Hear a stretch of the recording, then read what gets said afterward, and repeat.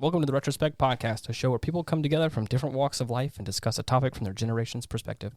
My name is Ian, and as always, I'm joined by Stoney. Hello. Jason. Hello, everyone. And today we have Miss Julie. What is it, Hello. Baxter? Good afternoon. Julie Baxter Payer. Awesome. Okay. And you have been wanting to talk about this subject for a long time. This has been a baby of mine that I've been wanting to do because everybody knows I'm the boomer and a bit of conspiracy theorist on top of this. Yes. And so this episode we've been trying to do for a while, and we are blessed and lucky to have Miss Julie here with us today. And I think she's going to add some insight to the topic of integrity in journalism.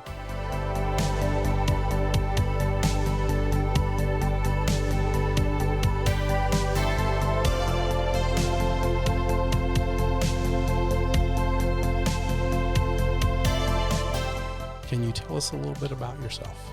Yes. How did you get here today? By car. I came here. Oh, man. No, she's going to fit in good. No, as far as my background, I was in journalism for almost 14 years. Okay.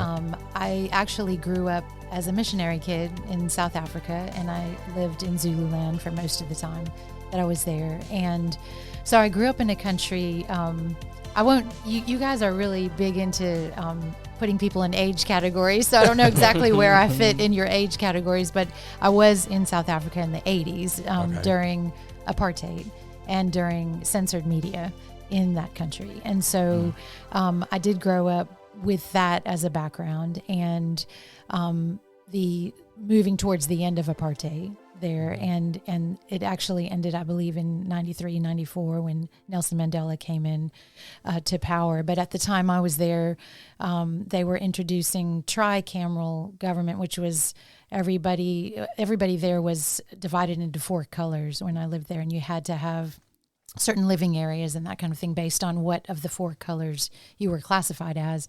And even when I left to come back to the States for college, the folks there did not have representation for Black Africans, but they had it for white and Indian, which was East Indian, and colored, and so which was sort of a mix of a couple of different races. So. Then I came back and I studied broadcast journalism, and I was in the media, in radio and television, until 2006 when I graduated with my law degree. I actually graduated in 2005, right before Katrina, took the bar exam right before Katrina, ended up doing a lot of reporting after that. And then in 2006, I went to practice law privately, and then I joined the state about 5 years after that as an attorney for the Senate, and then went into work with the governor's office, and now I'm with the Louisiana Department of Veterans Affairs. Wow. Oh, wow. Yeah. Okay. Dang. And how long did you live in South Africa, you said? Was that like... I lived there for almost 10 years. Wow. I went when I was 9, and I left when I was 19. Wow. Okay, so you've been there, that was for a while. And then you came straight to the States after that? I did. Okay. I did. And your parents are from here? Yes, my family is American. I just grew up there. Interesting. Wow. That's crazy. So what brought you into journalism? What was the spark that put you into journalism? I think a lot of it had to do with, I loved writing. I loved speaking. I did a lot of writing, debate, performance, drama, that kind of thing in high school. But I had a teacher. I think a lot of people will tell you about teachers who've really influenced them. I had a teacher who was from Wales, and she really made me love literature. And so I did a lot of reading. My parents read a lot, but I was interested in that. And then I also understood what it meant to have even though I didn't really know how to enunciate it probably at the time, but to have a government that wouldn't allow a free press. I think that's a big part of why apartheid continued as long as it did. I think it's a big part of why detention without trial in South Africa wasn't reported, obviously as well as it would be with a free press. Yeah. And this sounds really antiquated to younger people right now, but at the time we didn't have internet. And so, so my parents got some magazines. I remember Time magazine coming and maybe Newsweek, but that would come over. We get them in the mail, So we were reading some things that really weren't going out to the public in South Africa. But that was important to me, that I understand understand the value of a free press. And I got into journalism, and I really, it sounds kind of trite, but I really did feel at times that you had the power to be a voice for the voiceless. And it was not the dramatic stories to me that made the most difference. Usually if I thought over my career, I was 10 years at Channel 9, and I was really blessed to be there. And I did general assignment reporting, Capitol reporting. I covered the Capitol. I covered investigative reporting. I worked my way into that. That got me talking to more attorneys. I covered trials, very highly publicized political trials, and got interested in the law. And I saw sort of the back and forth that was offline between reporters and lawyers, and how they didn't. And I knew we need rule of law to keep us from violence. And I knew that we needed a free press. And I thought, let me go to law school and understand how to write about the legal system. And then when I got out of law school, I wanted a chance to practice, to kind of understand how lawyers do their thing. Right. And did some jury trials, and had the opportunity to practice with 2 very good law firms. And then came back to working for the state in public service. But I think a free press and the rule of law, it's critical. And I think that we've got to be very, very careful today about criticizing. Criticizing is certainly welcome under our First Amendment, but throwing away the idea that we need the rule of law, a fair court system, a fair trial for people, respect for the legal system, and respect for a media that's open and robust. Yeah. To kind of piggyback off of what you were saying about having someone in your life that, like a teacher or like a mentor, someone that really pushes you in a way. I had that with a music mentor that I've talked about on this show a lot. As a kid, like being born in the 90s and growing up in the early 2000s, I was a big rock musician. I loved being in that kind of community for a long time. And then I had a mentor that really sat me down and got me to be better at being a musician by like opening my mind to other things and like really applying different stuff like that. And like that's how I got into like doing jazz musician stuff and more like things in that area. But like I attribute a lot of my success as a musician to like the stuff he taught me, and just like the kind of putting your head down and putting the work in, putting the time in, and getting better at it. And so I get what you're saying, like about having someone that really pushed you forward and or encouraged you to do something that, you know. I think a lot of times we need a model. We need someone to show us that, you know, look what happens when you invest. Oh yeah. You know, the 10,000 hours or whatever in something and become good at something. Don't just dabble in it. Right. He was a piano player, and as a bass guitar player, that was one thing that like he had an understanding of music that I had no idea about. And it was so impressive to see him as like a person that like knows his instrument so well, being able to teach me something about my instrument that he knew nothing about. And I thought it was super cool. And I always looked up to him in so many different ways, but yeah. Well, I'm going to tell you, Julie, you're talking about your time in South Africa, about media being censored and stuff like that. I find it interesting. Of course, here I am with statistics. No, and I pulled all these type of like Pew Research and just, how the people view media. And it says the United States ranks last in media trust. This was a 2021. Yes. Really? 29% among 92,000 news consumers surveyed in 46 countries. They said that's worse than Poland and worse than the Philippines and worse than Peru. They say Finland leads at 65%. With trust in the... With trust in the media. Got it, okay. So I find it, there are places around the world where media is censored. And it's just here where it's free, you're seeing people that distrust the media. Now, and this is, Julie, where I want to kind of talk about, where do you think part of this comes from? This kind of downturn from the Walter Cronkite of media. How did we get to this point in how the public views the media? What's your opinion on that? What do you think is going on there? I don't have the answer for all of that question, but I would say that part of it is the riches of the diversity of media that we are allowed under our First Amendment, which other countries don't have, allowing us to have the freedom of expression and the freedom of press. So what people hear is all kinds of different types of media. And really, it's almost familiarity breeds contempt, and in terms of you can hear a lot of media that maybe is contemptible in terms of trying, maybe manipulating information or trying to look down on certain populations or speak against certain populations. But I think what I would encourage people to do when they hear a survey like that is to cherish the country that allows us to have that much media, that allows us to have that kind of a survey, that allows us to choose our source of media, that allows us, like you gentlemen are doing, to be the media when you want to have your voice. You've invested a lot into this particular podcast to be able to have your voices. And so I always talk to people from the standpoint of, think about how you can be a better consumer to be able to encourage the types of media that you do trust. Right. And I think there one of the things that may be leading us down that path that you're reading is a lot of people are having less and less actual interaction with other people versus, and I think you said that was 2021. Correct. So, I mean, even since then, especially with going through the pandemic, people have almost gone to where, and we joke about it, sorry, Ian, with younger people in terms of people don't want to take a phone call. Please just text me. I don't want to actually interact. And I think that, when we do interviews in radio and television, and I did some print as a freelancer, but I was not predominantly a print reporter, but so I can just speak from my experience. But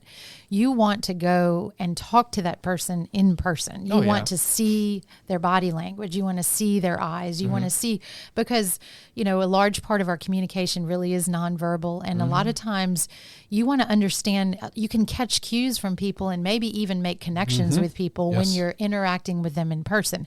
And I think a lot of times it's easier to be really disdainful of and dismiss certain things and talk about people in a way that will make people distrust you as the media if you're not actually getting out there and talking in person with people and finding out. And really, the more you get together in person with people, the more you find your connection. So it's harder for you to criticize.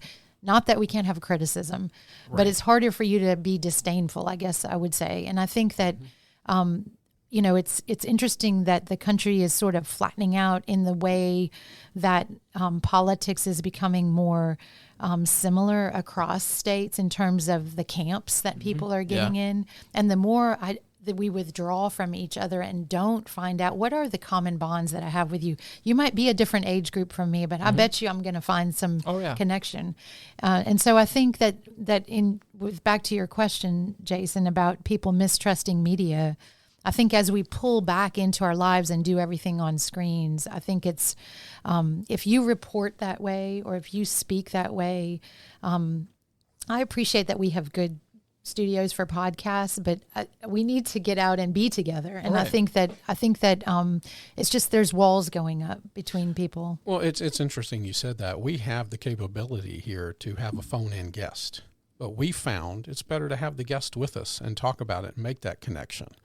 We have, and it's fun to have somebody in here and meet and look at the person and talk and experience that expertise, so to speak. I have a question for you. In an age of digital media and social platforms, how do you see the impact of technology on journalistic integrity, both positively and negatively?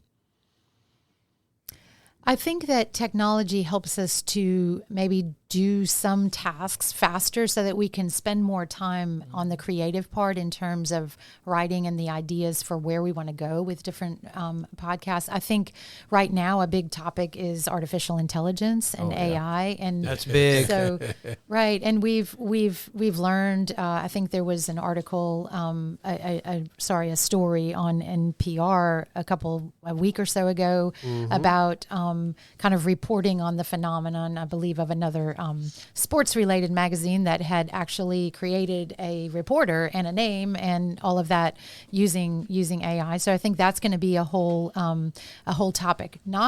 I do this with my students at LSU Media Law. I say you can use AI if you want to, because I think we're going to all be doing that probably in the future. But what about, so the ethics at the heart of good journalism are to be accurate, fair, and thorough, to be accountable, to be transparent, to minimize harm, to be fair. And so reveal and be transparent about how you used AI, about what you put into your story that you did. AI can save you a lot of time with research, and it's going to only grow, exponentially, right? But I like what you said about the accountability of it. Back in the day of print media, and even in some of the television stuff, you could put a front page ad and completely lie about somebody, and there's no repercussions. All you have to do to cover it is, okay, you destroyed somebody on page 1, but when you want to say something on section D, page 15, all you need is an 1 by 2 inch thing saying, oh, we made a mistake, and that covered the newspaper. We had Chief Murphy Paul on the show, and he was relating to us that a newspaper and TV station completely lied about certain things, and they knew about it, and in the same paper, they put the disclaimer. So they knew about it when they printed it. Where's the accountability when all you have to do is a 1 by 2 little square, and I'm using that, whatever TV has to do or whatever. How are you going to hold people accountable for telling the truth? Well, I'm not familiar with that particular case, but a couple of things. One is there is recompense in an actual case of defamation, and that is available in the legal system. And for a public figure, you have a different standard from a private figure, right? But a public figure would have to show actual malice, but they can hold someone accountable, and it's difficult. It's in the legal system, and it would take a lawsuit, a challenge. But if they can show that somebody published information that did damage to their reputation with knowledge of falsity or reckless disregard for falsity, that's the actual malice standard. Then they can bring that evidence to the court. Again, the rule of law. They can receive some accountability through the court system. The other thing I would say in an example like that is the consumers can hold the publication to account for that. And I think that really goes back to, are we involved in our community to the extent that we can have a sense of something's off there? If you're just sitting at home and you can't judge against anything, and you're not involved in your community, and you're just sitting back and having opinions about a lot of things going on in your community, but you're not trying, you're not out there involved. I think that's harder for you, to have the media literacy that we're all going to need to develop a better skill for. Being able to see when something is fake news, you have to train yourself to be able to do that. Then that means look at the sources, look at what, sometimes, especially in the teaching world, we'll talk about Chat GPT or AI. And sometimes, yes, you can go and ask it to write a topic about anything, but sometimes you can start to recognize if it's just churning information over and over about the general information about in a certain field. You can kind of go, this doesn't sound right. It doesn't sound like a person talking. It doesn't sound like it's really tracing back to sources. So I just think you have to educate yourself as a consumer. And I think, we mentioned this earlier, but I think you have to think about what do I want, back to your question, Jason, what do I want in a media that I trust, that I want to consume? And am I willing to pay for it? A lot of newspapers are closing. They're being bought up by large corporations. And it just becomes harder and harder to have that local news content. And yet I hear people saying, I don't want to pay for that. I dropped my subscription. I don't want to pay. Well, who is going to pay for the journalist to do the investigative story, which doesn't turn around in 10 minutes? Right. Who is going to give them the time to make a living and become good at their writing and to be able to publish and create and source properly those stories? A lot of times now you're seeing, when you talked about your technology question, you're seeing stories that are media organizations feel the crunch to have to be first with the story. And so they'll put what they know as quickly as they can and that they can confirm, but it's not the full context. And then they'll add and later on, but it's this push to feel like I've got to be first. Well, we did that. Can I say something? Yeah, we go ahead. did that. I have a feeling you were going there too. When the Madison Brooks thing came out, we record on Thursdays. And we recorded what we thought was going to be the Madison Brooks episode. And then Friday, all of the rape club stuff dropped. So Friday and Saturday. So we wound up having to do a second episode on Madison Brooks because everything dropped after we did that episode on it. So I kind of feel that. I understand that. I think what's going on, and that's a very good point that you made, Julie, regarding who's going to pay the the investigator, the whole industry of how journalism used to work, that whole paradigm. Sell newspapers. It's migrated to social media. And social media is quick headlines that captures your attention and kind of gives you the surface a little bit of the story. I found this interesting here because to me it's relevant of what the future holds for us. They say a survey conducted in August of 2022 found that Gen Z news consumers most frequently got their news from social media. With 50% of respondents reporting they use social networks as their news source on a daily basis. So you have to call the question. If that's where you're getting your news and that's solely where you're going, you're not really getting the in-depth, I think, information. Therein lies my problem. That's just going to grow as we move forward into the future. And then lies my problem with social media when you have the government interference that we've seen with the whole COVID and everything else coming into it, and the FBI and the CIA and other organizations sitting at the table with Facebook, Twitter, and everything else, controlling what can and can't be said. So are you really going to get the truth? Well, I think in a lot of cases, and Julie, you can definitely share if you have some information on this and just from your experience. But I mean, with what you're saying with these newspapers being bought up by large corporations and these boards, I mean, what they can say and what they can't say a lot of times is probably influenced by these boards of directors. Oh, absolutely. And Miss Julie said the thing. Now that they're being bought out by large corporations. Now what do you do? I think that it can be influenced, certainly if there's a philosophical point that they want to push. But I think more often it's economical. It's how do we standardize so we have economies of scale across all these. So then just like the chain restaurants, a lot of the media outlets start to sound the same, right? You don't have your localized content. And one of the things that's really important is that you have local reporters covering local activities, your parish and county police juries and councils, your local police departments, your state governments. And when those start to disappear, which happens when you're trying to economize and people, you mentioned social media, and there's nothing wrong with social media. It's what do we want to consume on social media? If you're not willing to pay for the longer stories, and if you're not interested in reading them, that's not the media company's fault for not publishing it. They're looking at their consumers and they don't want it.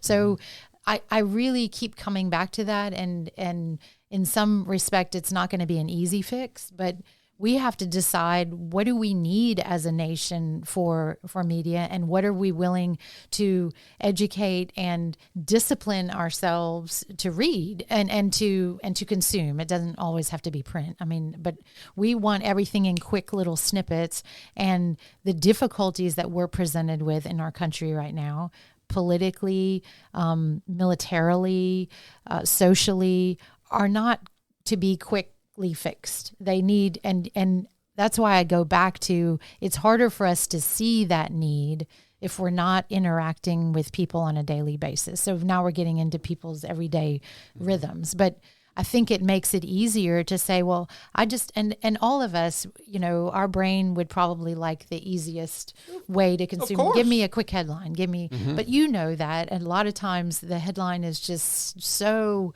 far from the full context of what happened. It's called clickbait. Well, and that's right now, that is, a lot of people are you mentioned social media for the younger folks. I talk to students at the Manship School of Journalism, and that is a recognized school of journalism, but they are not typically reading a hard copy of the newspaper, or maybe even online, the local newspaper, The Advocate, or the local news stations.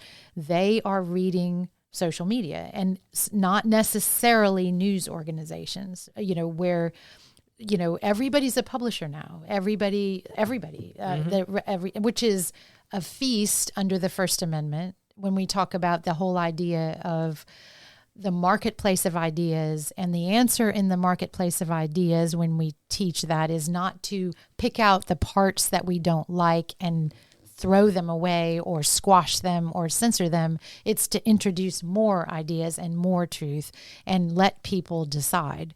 But if we're only reading the same perspective every day, or we're only listening or watching the same perspective every day, are we going to even hear that? And I think that's the question for media organizations right now, is people are living off of, never even hearing another perspective, right? Mm-hmm. They can. They can choose that because of all the different media outlets available to us, which is great in that they're not censored, and we all have the chance to talk and do a podcast like this, but we also have an incredible choice, and people can just choose to hear I'm comfortable with that. I'll listen to that again. Well, it fits my narrative. Yes. And it's not challenging, and sometimes it hurts to be challenged. It does. Yeah. Growth only comes from getting out of your immediate circle, out of your comfort zone. So kind of on that, I said, how can veteran journalists like yourself mentor and guide the next generation to uphold the principles of integrity in journalism? You said you're a teacher. How are you helping inspire the younger generations? Because I think you fit in the X-Gen.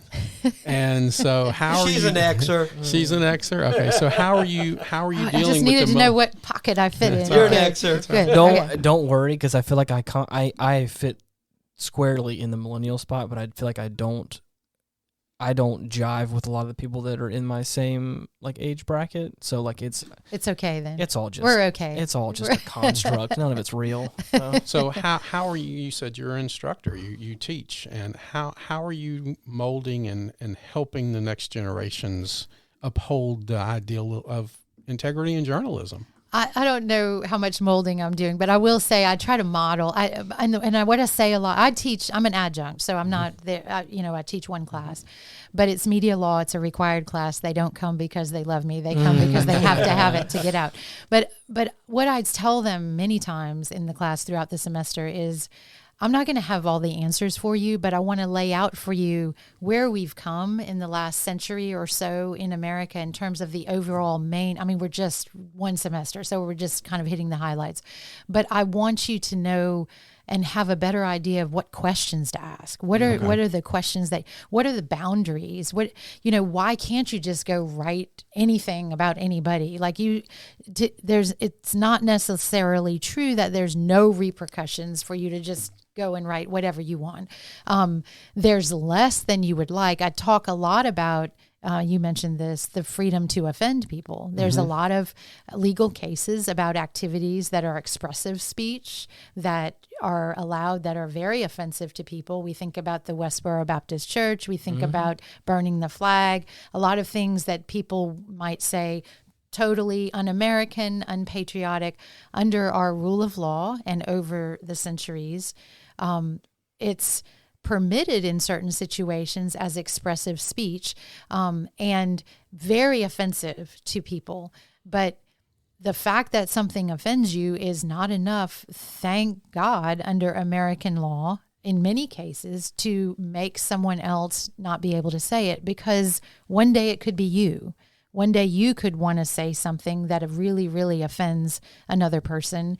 And there are countries in the world where you might lose your freedom because of that. And so I think that the other thing that I really talk about a lot with people, and not everyone I'm teaching is going into journalism. A lot of people are going into digital advertising, marketing, public relations, poly communications, maybe even law, but more lawyers. So, that's what the world needs, more lawyers. But I do think the world may not need more lawyers. I think we have about 22,000 in Louisiana, but it does need more respect for the law. And I think that's really... What do you call 5,000 salesmen at the bottom of the ocean?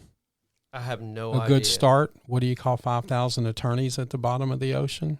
Almost a good start. We spoke to someone. No, I'm just I like the way you went with that, because we had a great dinner with somebody, and we were talking about life and motivation. He's a motivational speaker, and I don't have his permission to say his name, so I won't. But we were talking about the rights of free speech. We were talking about the Second Amendment rights, and this was somebody that could not, through his life, possess a gun. But he was speaking to us in the term of he wanted to protect the Second Amendment. And I said, okay, you can't own one. Why would you want to protect the Second Amendment? And he says, because all of the rights in the United States are God-given. And if they can come take your right to own a weapon, who says they won't come take my right to freedom of speech? So we need to protect all the rights that the Constitution has for Americans, and we need to enjoy that. And that was a fascinating conversation. We do need to protect all the rights, the God-given rights in America, because you're right. What happens if they come take something else? Do we really want them to take away the freedom of speech? No. Well, and I think you want to have people start thinking about why. Why is the freedom of speech important? And maybe people haven't thought about it. It's just never been presented to them. They've always lived with it. If you've lived in other countries, you might understand it better. If you know someone who's lived in another country, you might want to talk to them about it and understand what it's like when you feel like if you voice opposition to the government. And disappear.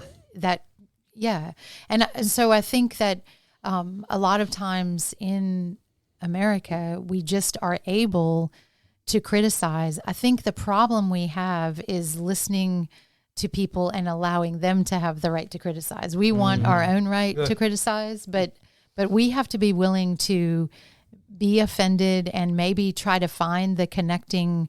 I think in previous podcasts, you've talked about this, about you always want to find a way to connect with someone, even if you don't agree, that you feel like you can do that sometimes.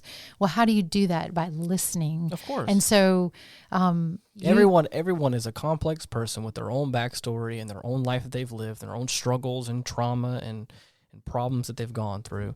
And and I've noticed that from, because I lived in Canada for a couple of years, and so I grew up as a Christian person that was raised underneath a certain belief system, and so to go to a country where like they're very open, or at least the town that I was in was, and the place that I worked at was very open with how they accepted people of different belief systems and stuff, and how, again, like no matter how different I am from this person who's from India, who is not from a country I know, not from a background that I know, but is just trying to provide for his wife and his daughter, and his busting his tail and working really hard, and is a positive and encouraging person. I was like, that is a person that I would look at that person, and even though we don't believe in the same thing at all, I can look at that person and say, I still respect you, and I still and I want the best for you. And I think that's I agree that like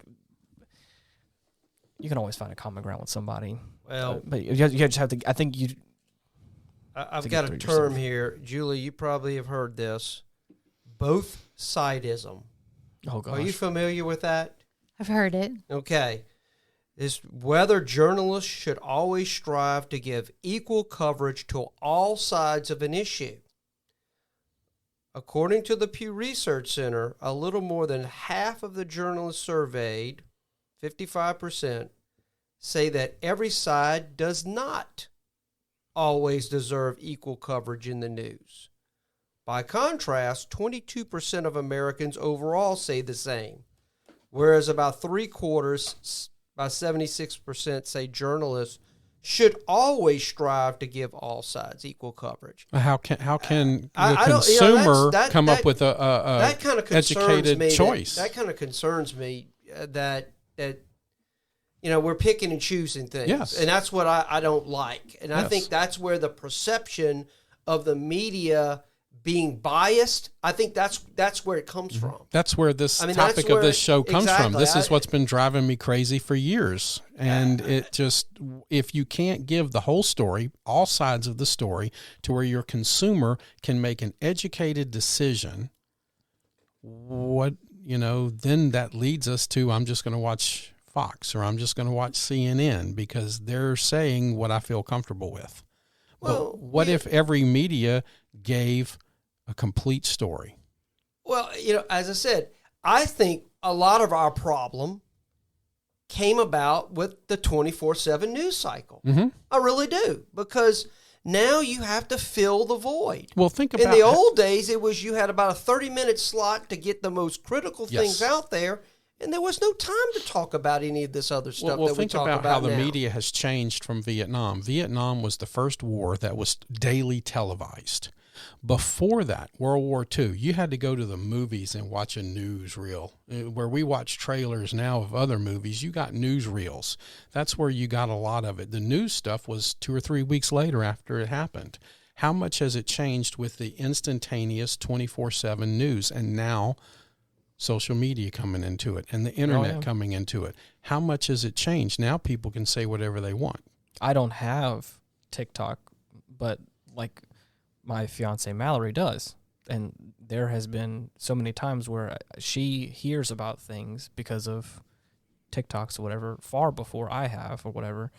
Or that again, before we even see it covered in news or whatever else. It's one of those things where it's just so fast that everyone can talk about it. The second someone starts to say something or something starts to happen, the conversation, the snowball starts rolling. And then, before you know it, it's everywhere. Roughly 6 in 10 U.S. journalists ages 18 to 29 say every side does not always deserve equal coverage.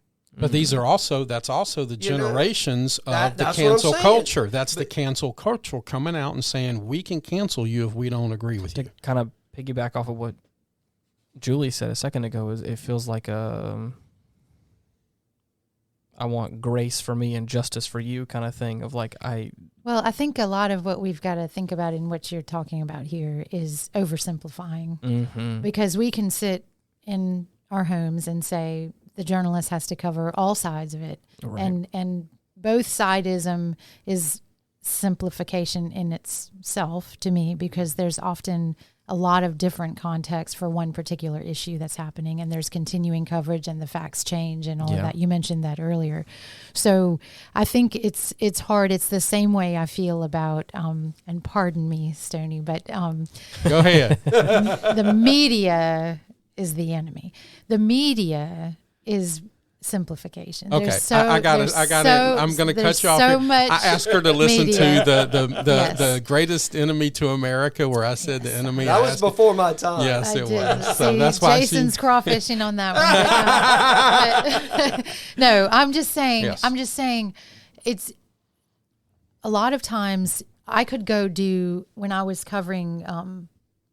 Back in the dark ages, in the 90s and 2000s, when I was covering on Channel 9 political topics or local topics, I could go get 2 interviews that opposed each other, and that was not all the sides of that particular story. Right. But I was allowed 1:30 for my package, as it was called, the story that would run that night. Or I always tried to stretch it to 2.5, but they were the producers. You had 30 minutes. You had like Jason said, back in the dark ages, Ian. And it was live. It was live. Yeah.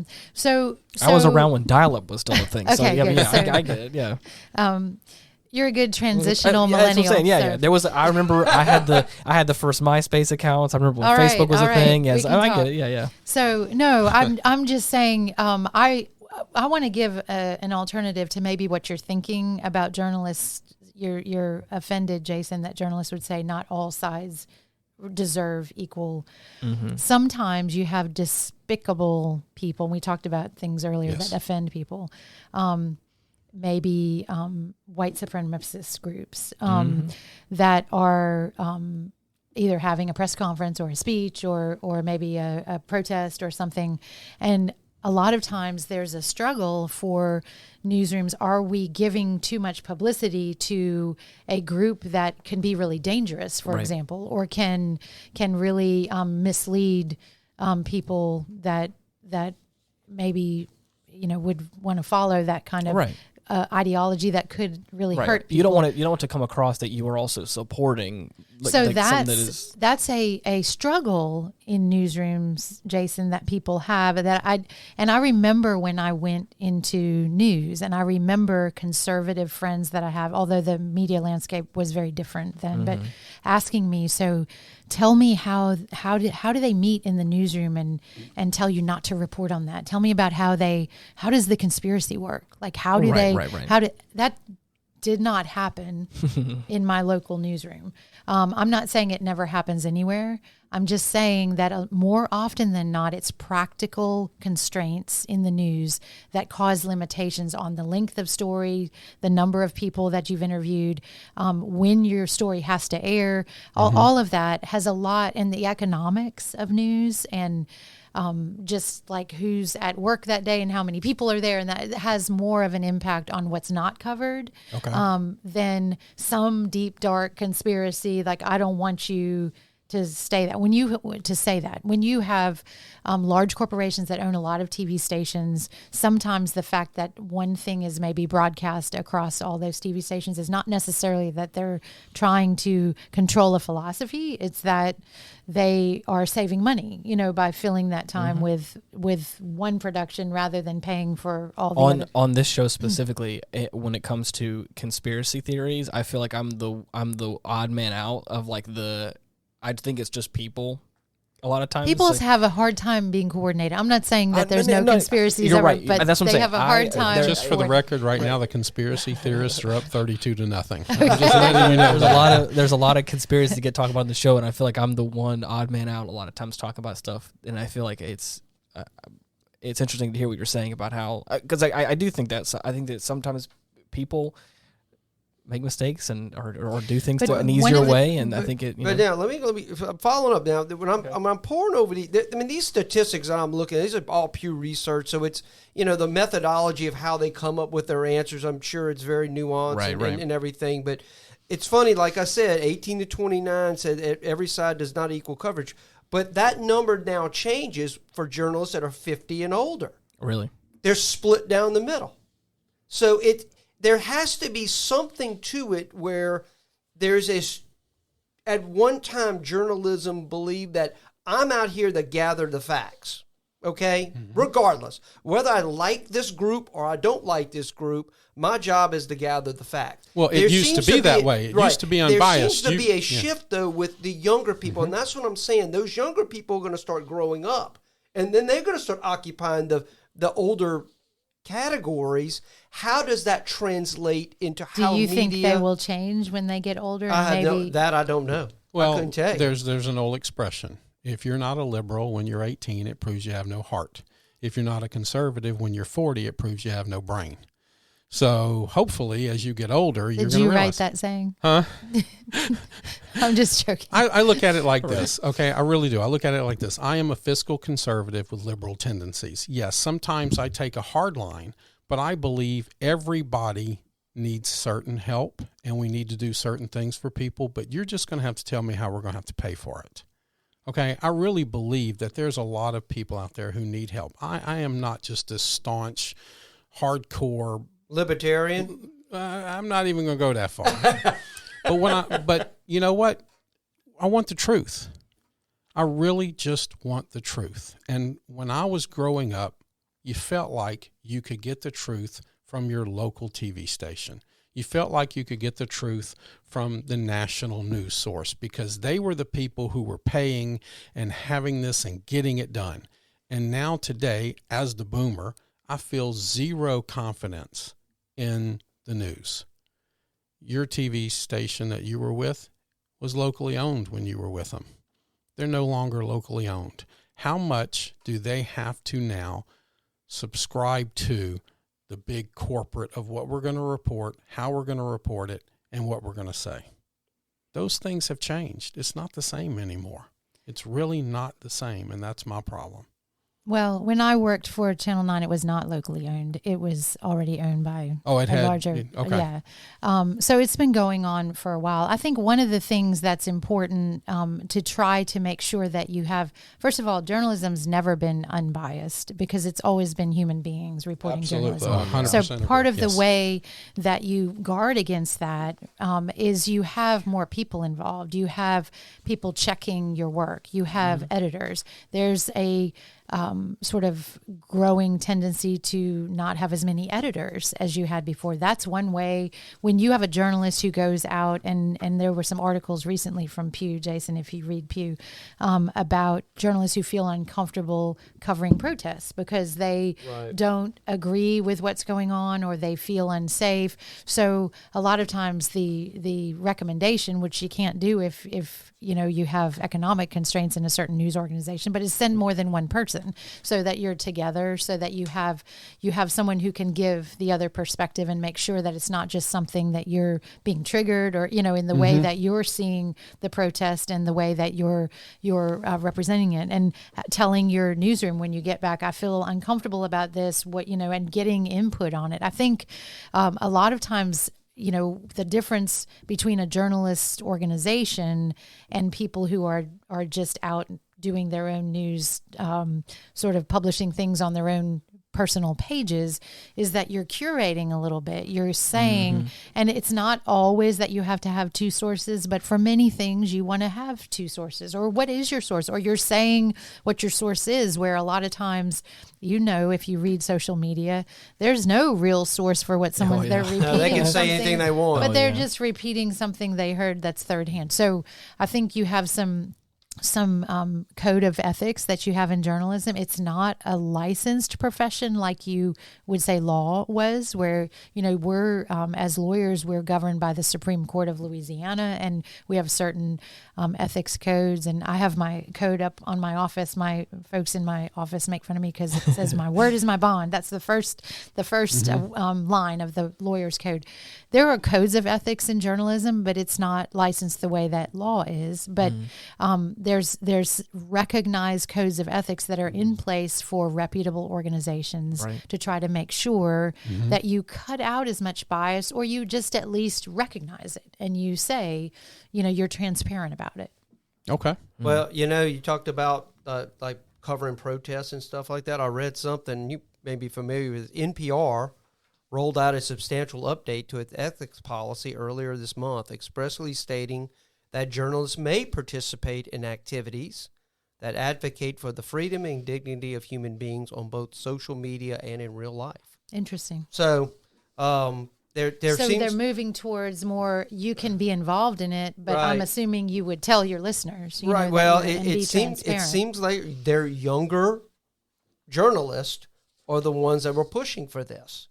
So that's what I'm saying. This change in the younger generation of journalism, I'm just curious how that will translate as the years go forward. I don't know how that will work out as time goes on, but I don't think we're going back to the days of Walter Cronkite. Just in general, and this is a big generalization, but a lot of times you'll see when you're talking about the difference in generations, just in how they perceive social events, one of the positives that I've heard about, folks that are maybe college age, around that age, is the higher level of empathy that those folks have for people around them, as opposed to Jason and I's age.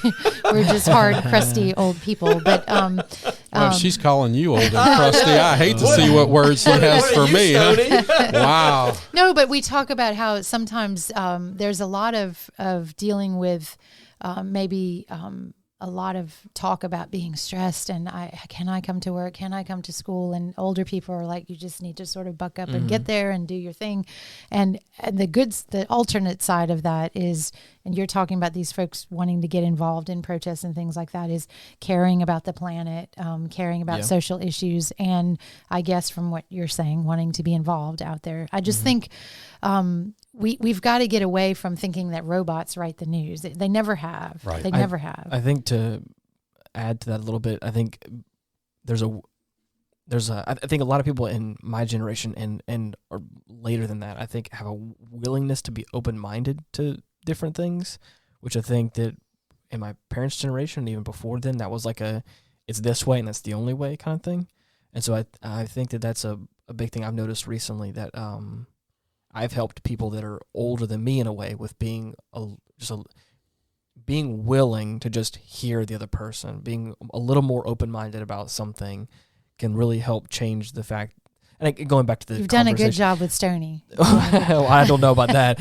I'm trying my best, but anyways. Well, we've actually known each other since he was born. Right. Oh, So, wow. yeah. So his life has influenced you. Right. and Hopefully I've influenced it That's a right. little bit. That's so. right. Yeah. I want to go kind of a fun direction with you for a minute, because this is interesting. This is fascinating. But if you could go back in time and interview any historical figure for your byline, who would it be and why? And you can take a second. That's fine. That's a good question. Because we did an episode called The Top 5 People You'd Love to Have Lunch or Dinner with. And that was just a fascinating, and that gave me the idea for this, just to kind of see maybe kind of a little play on that episode and pick your brain a little bit. Uh-oh. She's thinking hard now. A historical figure that It can I'd be like to... anything, anywhere, anybody, just... I think I probably I'd probably be interested in talking to Anne Frank. I have a lot of interest in her and what she went through. I think that I remember in the episode specifically when I was talking about like the whole dinner conversation, there's a lot of musicians that I would love to just sit down and talk with. There's a lot of people in like the film Maybe world. we need to do another episode and name another 5. You want to? That's right. It was a lot of them right. that it was because there's so many. I don't know. There's so many. It was people tough. That was tough. Yeah. But That was a fun episode. It was. So I enjoyed it. That's an interesting. I didn't see that coming, but that's okay. Well, I like that. I always, people ask me who was the most interesting person that I ever interviewed. And a lot of times it's the people whose names I don't necessarily remember. It's the people who I went into their houses and they had survived a disaster, or they were just people to me that mattered, that really were not really famous. I remember when I was a younger journalist, and it's a man who's well known in this community, but Richard Lipsey, he was a person who, was involved in around the Kennedy assassination. I don't mean involved as in right. I mean, he was in the military at the time, and he guarded the body on the way back to D.C. And he's done many interviews about it, but I was new in town. And so, I mean, I was sent to go interview him on the anniversary. And so I remember thinking this man was really around something that was pivotal historic in the American history.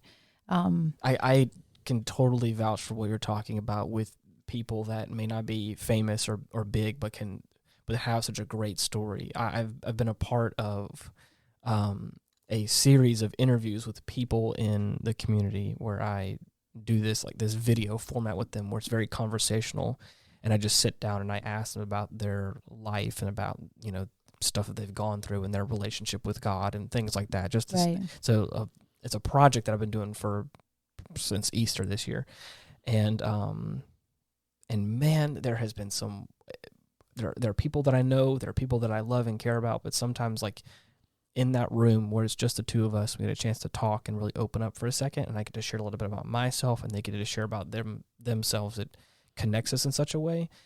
And some people's stories have been powerful and very heartbreaking and very uplifting and encouraging, because I talk to people that are, much older than I am, or even people that are the same age as I am. And it's so interesting to, I don't know, that I see this person all the time, but like to get the chance to sit down and really just like dig in for a second and know that this person didn't have such a pretty life. I think it's also more of a challenge as a journalist, I think, because you're not starting out. I'll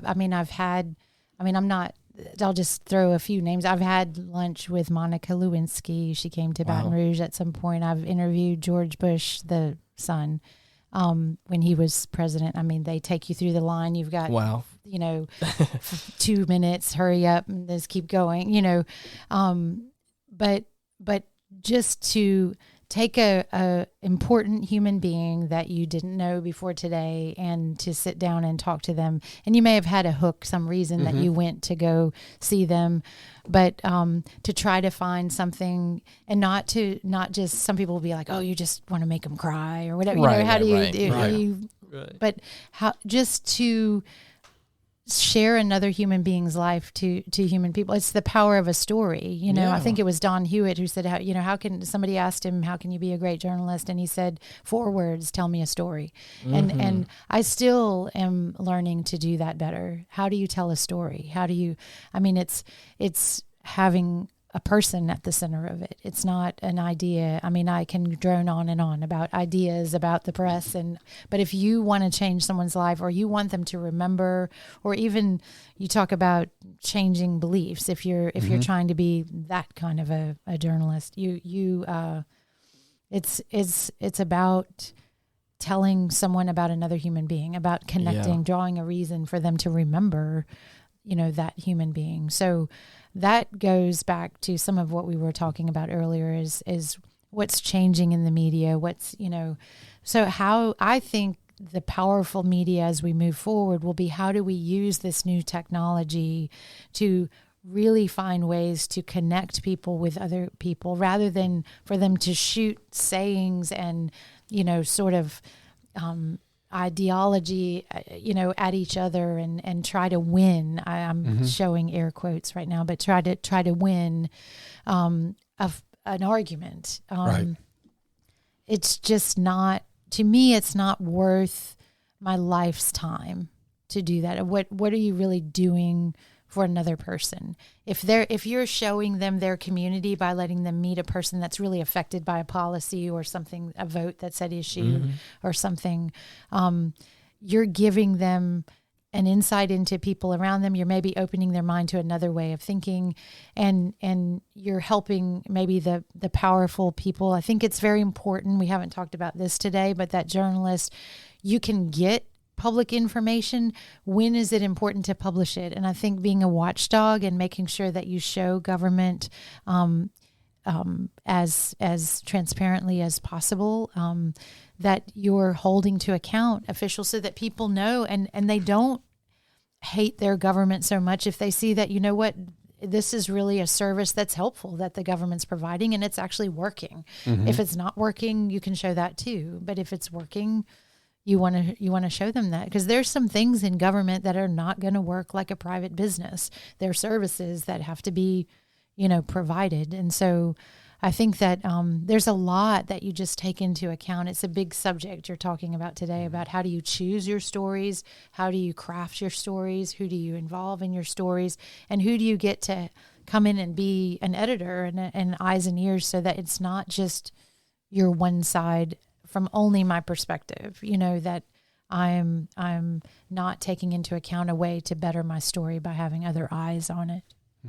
This is, the journalism field is so vast, and it's changed so much over the years. One of the moments in my life in this podcast, which has been going on for over 2 years, was we had a guest, Rabbi Barry Weinstein, on, and he made a comment.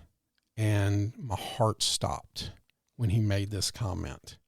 And we were talking about things in this podcast about the Israeli conflict. And he said, and one of the reasons that this podcast is so relevant, and for somebody that I respect so much to feel that the work that we're doing is powerful and relevant, it made my heart stop. Do you have a moment like that in your career where somebody said something or you realized this is it?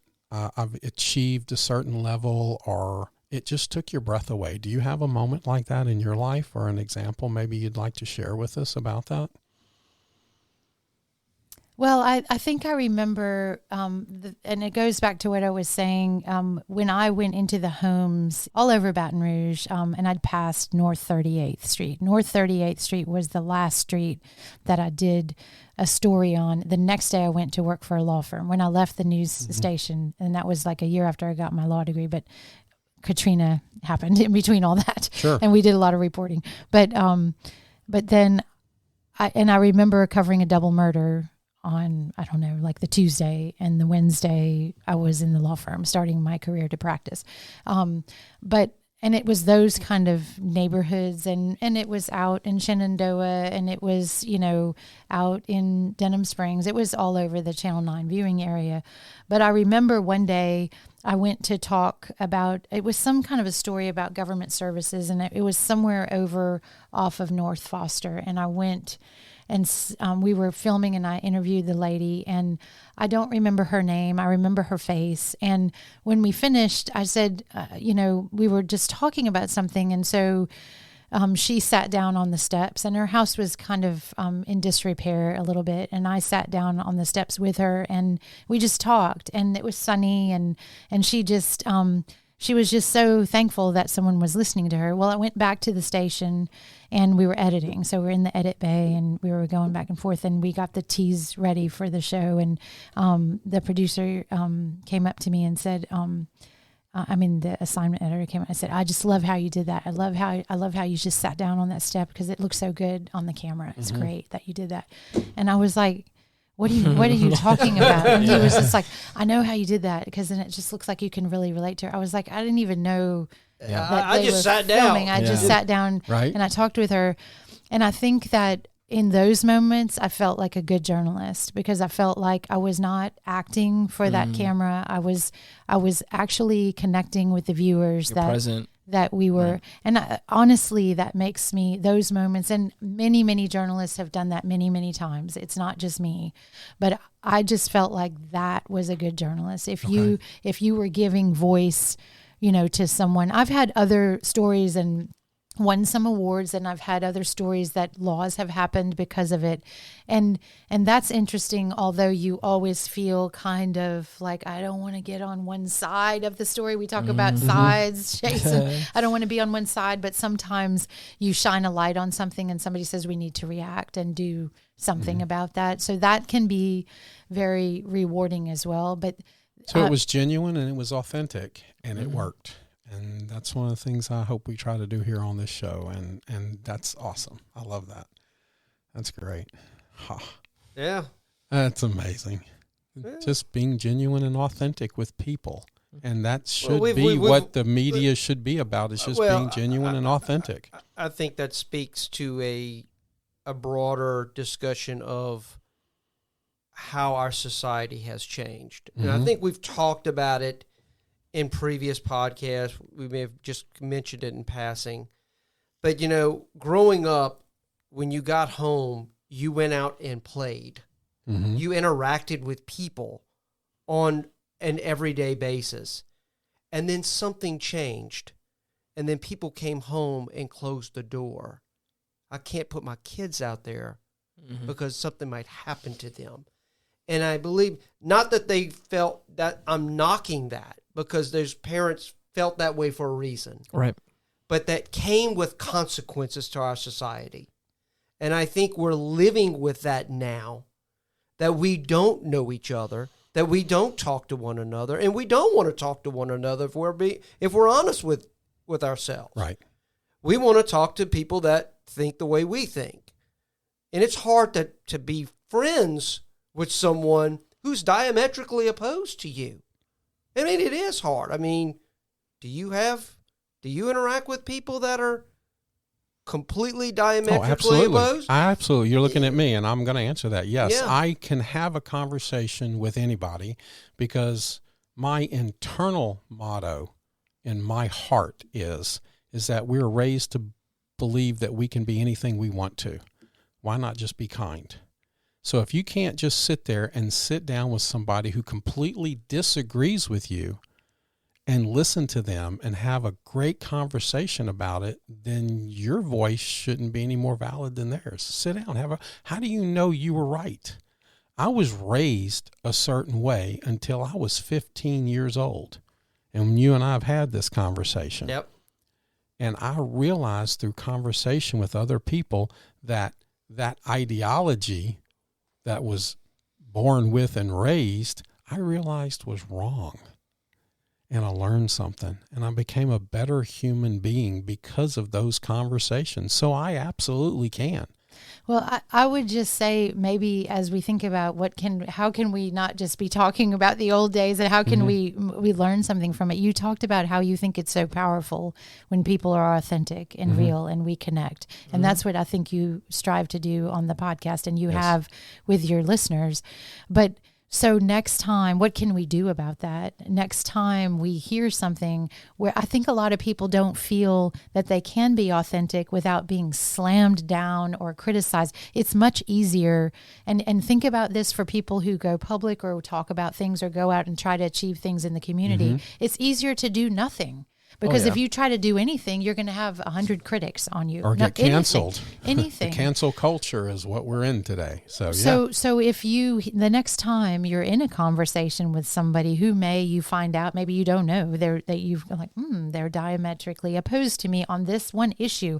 I promise you there's something in their life where you can agree on. You probably both have the same dreams for your kids. For example, I'm just saying there's something. So give it a minute before you just jump on that person. And it's just, I think a lot of times, and this has to do a little bit with how we live on screens, and we don't want to take calls and we don't want to take voicemails. Just text me. It's easier. I don't have to hear your voice because it gets complicated and it takes my time. It's longer and I don't understand. Just choose interacting with people and give them a minute and think about it and try to, my husband always gets on me for not having a good sense of humor. So try to have a little humor. Try to have a little humor. And that goes a long way. They laugh at me at work. I'm a big person about having meals together. I feel like we talked about this specifically break bread 2 together. episodes ago. We talked about that during Thanksgiving, is that I said specifically that I feel like not only do I think people in person can connect in a whole new way with just conversating with each other and being together and being there for somebody and just having a physical hand on a shoulder moment with someone is a very big thing. But I specifically said some of that as well, is that having dinner with somebody, being able to be around a table with your friends or with people and to be able to just sit down and share in that together, something so magical about that with humans. And don't give it up because you're afraid. Families, we talked about it during COVID, families got divided, as the political and the COVID atmosphere got all charged. Yep. But how do we guard against that? Because I think it makes people less fulfilled when you pull back from people. And that's a whole part of media is to be able to hear and connect with your community and be able to relate to your community and have a wider view, even though, I remember when I came out of news and I went to work for that law firm and I couldn't understand why people didn't care about every single murder that happened and finally someone said to me, Julie, I'm just trying to get my kids to the soccer game and get home from work, and this traffic is terrible and I just don't have any time to care about, to me that was horrifying. As a news person who had spent a lot of time covering crime. And it was important to me. I said, but it's so important that you understand the impact of crime on your community and where it is and what do we need to do for our community. But I just had to learn that compassion and that understanding. I didn't have children. I don't have children, but I didn't have children at that time. And so I didn't know necessarily, and I filled my life with other things, but I'm just saying that I needed to have that perspective. And so I think that that's important to understand that different people want different things from their news. I had a roommate when I was in television who never watched the news. And she said, Julie, I'm just so much happier. And this was way before social media, but she was just, maybe just before MySpace. Right. but she really was happy. And I remember a little bit of me, I would never have said it to her, but maybe I looked down on that a little bit, like, well, the thing you're is, just not as informed. Right. But she chose that life. I am that person, and with certain friend groups of mine, especially as the kind of age bracket that I'm in, where like I feel like specifically being a millennial, like being an activist for something, like standing for something, and that being like a cornerstone of your personality, of like, I have to be against this, or this is the thing I'm a part of. Like for me, I remember the afternoon news, but I think I stay connected in my own way, maybe not as much as I should, or as far as what people would say that I should, especially in my age bracket. But like that's been a big thing for me as far as like social media and in the news, is like, for me as an artist, as all that, like I try my best to stay informed, but to be honest, I have chosen not to, and a lot of because it has made me happier to focus on my career, to focus on my art, to focus on whatever it may be, and people have definitely given me the I definitely can tell you, fist. I know a lot of people that don't watch the news anymore, Right. because they've just gotten to the point where they're just It's can't depressing. I can't deal with it anymore, because there's so much bombarding you Right. nowadays. I think you're right. You mentioned earlier, but I think this is pretty accepted. The 24/7 news hour, which is really around the Gulf War. Yes. That's when that started with CNN. And it's a wonderful technology feature, and it's a lot that you can sell ads all around the day, right? Yep. So Sensationalism, sell but- newspapers. right. So, but I think that that doesn't necessarily make the technology wrong. It's this, what are we doing with it? Right. Yeah. Well, see, and That could be said about a lot of things now. I would venture to say, though, when people talk about the media, generally they're talking about the national media. Are they? I think they are, because I think when people are their local media that covers the city council, or Right. that doesn't raise the temperature in the. I would It agree really with that. does. At least in my experience, I've never seen that. Where people get charged up is the national news. Do you think they mean the national news covering politics? Yes, Yeah. definitely. And because now politics is so ingrained in our society, you can't get away from it. It's everywhere. I open this door, it's there. Open that door, it's there. I can't get it. So that's why a lot of people just completely tune out. And so, unfortunately, there's consequences for tuning out, because now you're not informed with anything. Right. And so it's just like I live a blissful ignorance, so to speak. And I just kind of worry about my little life, and you go along with everything. But, I really think when it comes, it's national media where I think people get so charged, because, I mean, let's be honest. I mean, there's some things when you're dealing with local things, I just don't see the temperature rising in the room over. Right.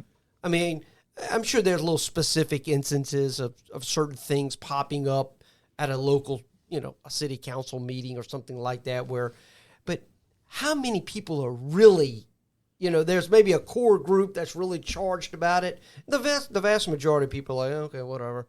It doesn't affect me whatsoever. So, but I really think the media, when people think about media, I think this is the national media, the CNN, and it's so difficult right now. I mean, I think MSNBCs, how critical Foxes. is it right now with what the stakes are in our country on national level, as far as staying informed, that kind of thing. So, but I think it all bubbles up from local and how we live on a local basis. I mean, but it's important for us to stay tuned in. I don't think news has to be, I mean, this sounds like anathema from my old self, but it has to be all of your life, But I think that you have a responsibility to find a way to receive some information so that you can make an informed vote. And I will stick on voting for 1 second, Stoney, and that is so important when you tie that in with the freedom of the press. The highest form of protection under the law is for political speech. Yes. And why is that?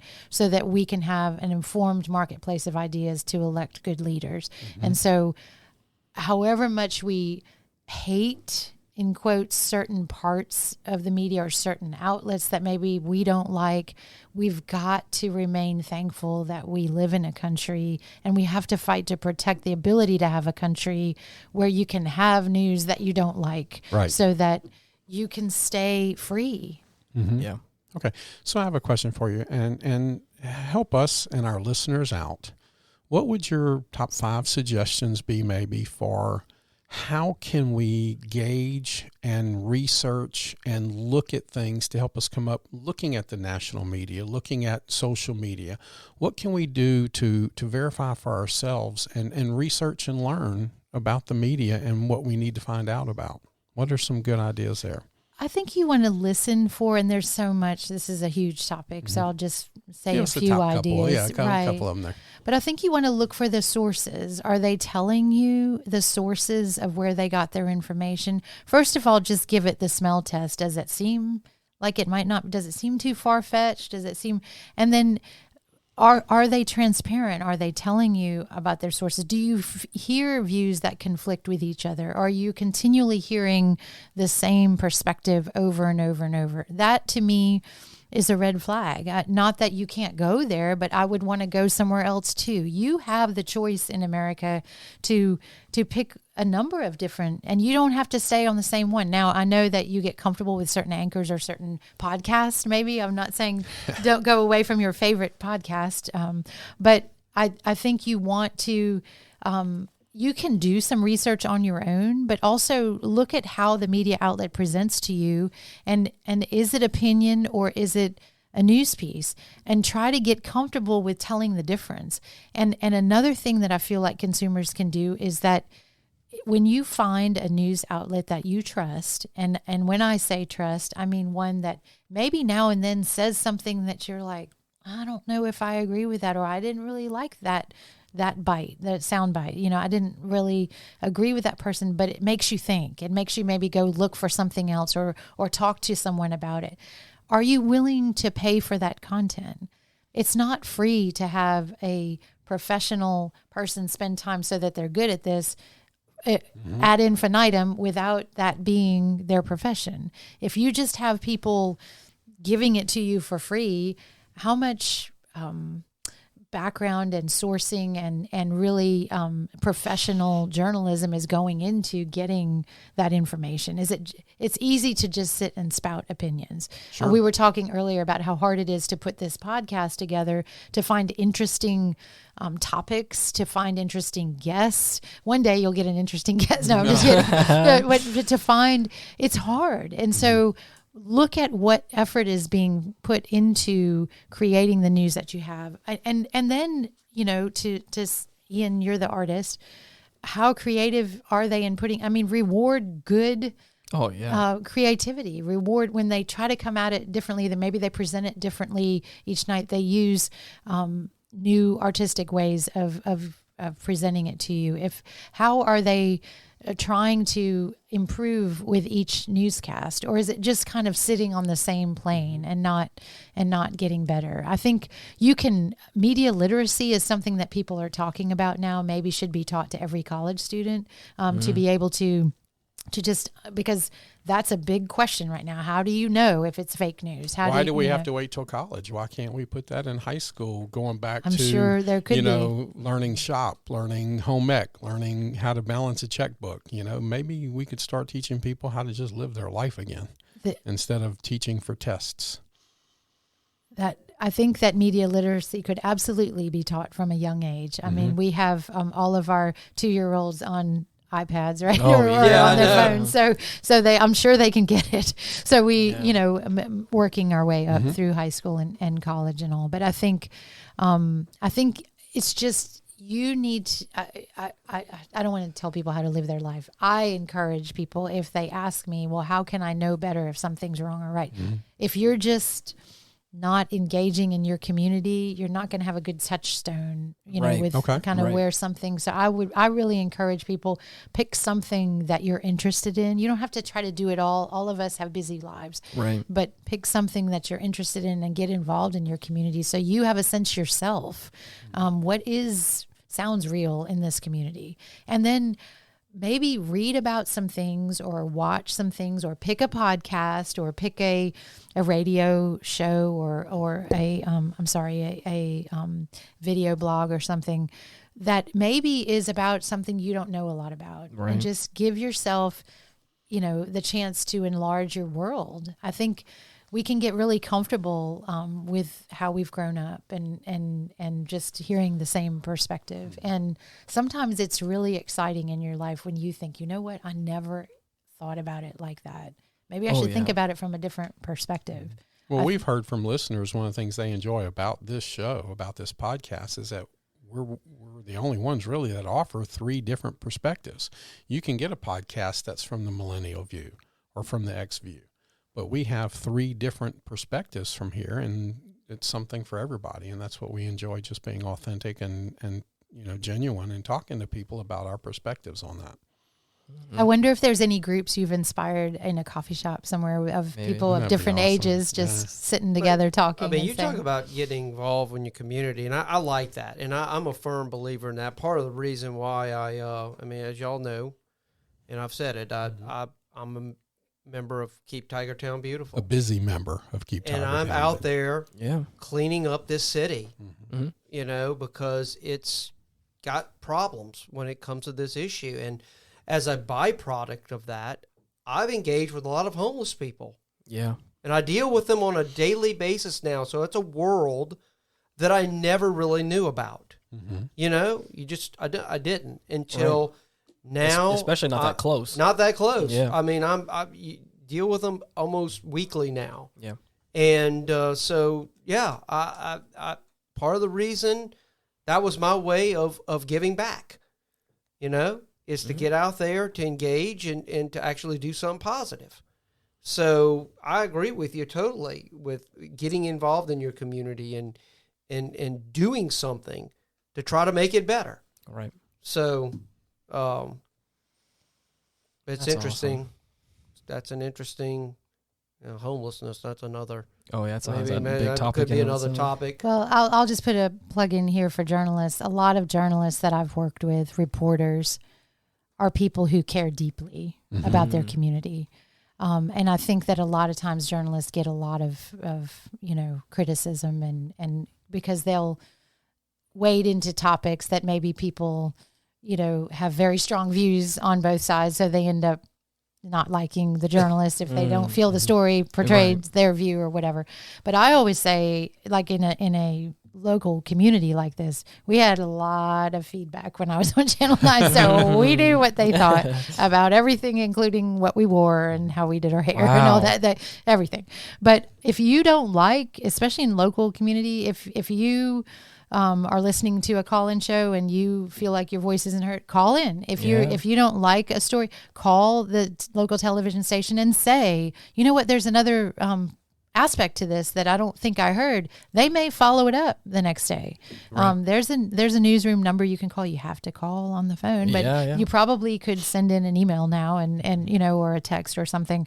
But a lot of times I think we don't want to engage because we don't feel like we can live up to winning the argument at the end of the day. And I wish that we would approach life differently. I wish we would say engaging with other people and giving our perspective and saying, but what about this? I was wondering about this. And at the end of the day, if they give us back information and it might turn out differently than where we thought that road was going, it's okay. It's okay. I think we're just so concerned right now about winning the argument a lot of times because it's all words on a keyboard. Right. And so you're thinking that you won. Well, what did you win? Well, I think a lot of times people are listening to respond instead of listening to learn. Yep.